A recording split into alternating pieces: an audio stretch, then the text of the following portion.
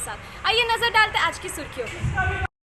जमशेदपुर के बिष्ट्रोपुर स्थित Michael John auditorium में 13वें राष्ट्रीय हस्तकरघा दिवस के अवसर पर भव्य कार्यक्रम का आयोजन किया गया। कार्यक्रम में झारखंड के राज्यपाल संतोष कुमार गंगवार मुख्य अतिथि के रूप में उपस्थित हुए। इस दौरान राज्यपाल ने विभिन्न राज्यों से आए कई बुनकरों और कारीगरों को सम्मानित किया। Weavers development and research organisation की ओर से आयोजित इस कार्यक्रम में झारखंड सहित देश के अलग अलग राज्यों से बड़ी संख्या में बुनकर और अतिथि शामिल हुए। राज्यपाल संतोष कुमार गंगवार ने कहा कि हस्तकरघा केवल एक कला नहीं बल्कि भारत की सभ्यता, संस्कृति और परंपरा का जीवंत प्रतीक है। उन्होंने कहा कि हर धागा और हर बुनाई हमारी लोक परंपराओं की कहानी कहती है और बुनकर आत्मनिर्भर भारत की मजबूत नींव है। वहीं कार्यक्रम की अध्यक्षता कर रहे भाजपा के वरिष्ठ नेता साहू ने कहा कि पहली बार जमशेदपुर में इस तरह का भव्य आयोजन हुआ है, जिसमें देश के विभिन्न राज्यों से बुनकरों ने भाग लिया। सांस्कृतिक पहचान की समृद्ध बनाता है। आवश्यकता इस बात की है कि आधुनिक तकनीक, डिजाइन, विपणन और डिजिटल माध्यमों से जोड़कर उनके उत्पादों को राष्ट्रीय एवं अंतर्राष्ट्रीय बाजार उपलब्ध कराई जाए। सार्वजनिक जीवन में लंबे समय तक कार्य करने के दौरान मुझे बुनकर समाज के बीच जाकर उनकी समस्याओं को निकट से समझने का, उनके हितों के लिए कार्य करने का अब मुझको अवसर मिला और मुझे प्रसन्नता है कि भारत सरकार ने मुझे वस्त्र मंत्री, टेक्सटाइल मिनिस्टर के रूप में काम करने का सौभाग्य भी प्राप्त हुआ।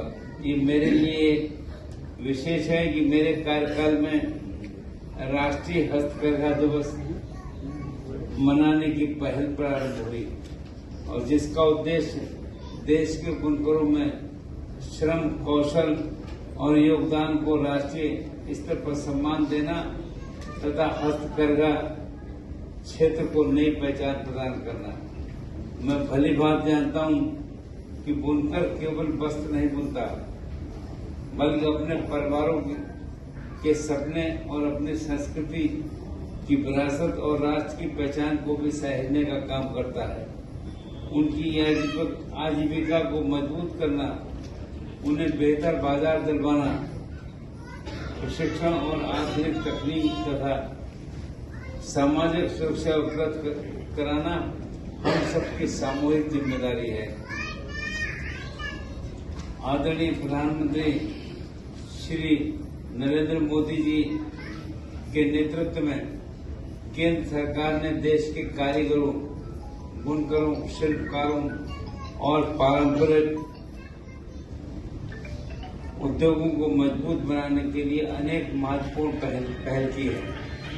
वोकल फॉर लोकल, आत्मनिर्भर भारत, पीएम विश्वकर्मा योजना जैसी पहले पारंपरिक कौशल को नई पहचान और नए अवसर प्रदान कर रही है। माननीय प्रधानमंत्री जी निरंतर इस बात पर बल देते हैं कि भारत की पारंपरिक कला और हस्तशिल्प केवल हमारी विरासत नहीं बल्कि विकसित भारत की आर्थिक शक्ति भी बन सकते हैं। ये हम सभी का दायित्व है कि हम अपने स्थानीय उत्पादों को अपनाएं और बुनकरों के श्रम का सम्मान करने का काम करें। आज आवश्यकता केवल उत्पादन बढ़ाने की नहीं बल्कि बुनकरों की आय बढ़ाने की भी है। इसके लिए डिजाइन, नवाचार, गुणवत्तापूर्ण उत्पादन, ई कॉमर्स, ब्रांडिंग, कौशल उन्नयन तथा युवाओं की भागीदारी अत्यंत आवश्यक है। करते रहता हूं, लेकिन यहां पर प्रोग्राम करने का मेन उद्देश्य है हमारे बुनकर समाज अपनी बुनकरी विद्या को भूल गए हैं। अब भूलने से लोगों में बेरोजगार बढ़ गया है, लोग असंतुष्ट है, पलायन कर रहा है, भूखमरी की ओर बढ़ रहा है। इसीलिए मेरा सभी बुनकर समाज से नम्र निवेदन है कि पुनः आप अपनी खोई हुई बुनकरी विद्या की ओर वापस आइए, लौटिए, ताकि एक हैंडलूम बुनकर को एक लूम चलाने से 4 लोगों को रोजगार मिलता है। क्या सरकार आपकी साथ दे रही है इसमें? देखिए, सरकार की विभिन्न लाभान्वित योजनाएं चल रही है, लेकिन हमारे बुनकर तक नहीं पहुंच पा रहा है। आज राज्यपाल आए तो क्या आश्वासन दिए? नहीं, राज्यपाल तो शुरू में इतने अच्छा काम किए थे कि 2014 में जैसे माननीय मोदी जी का सरकार बना केंद्र में, उस समय वर्तमान टेक्सटाइल मिनिस्टर स्वयं संतोष कुमार गंगवार थे। उनके रीजन में जितना काम हुआ बुनकरी क्षेत्र में या कारीगरी के क्षेत्र में, आज तक वैसा कोई भी मंत्री नहीं हुआ है कि उनके टक्कर का कोई काम करे। क्या नाम हुआ आपका? मेरा नाम विजय कुमार भारती है। मैं पूर्व राष्ट्रीय संयोजक बुनकर प्रकोष्ठ भाजपा और एक विषय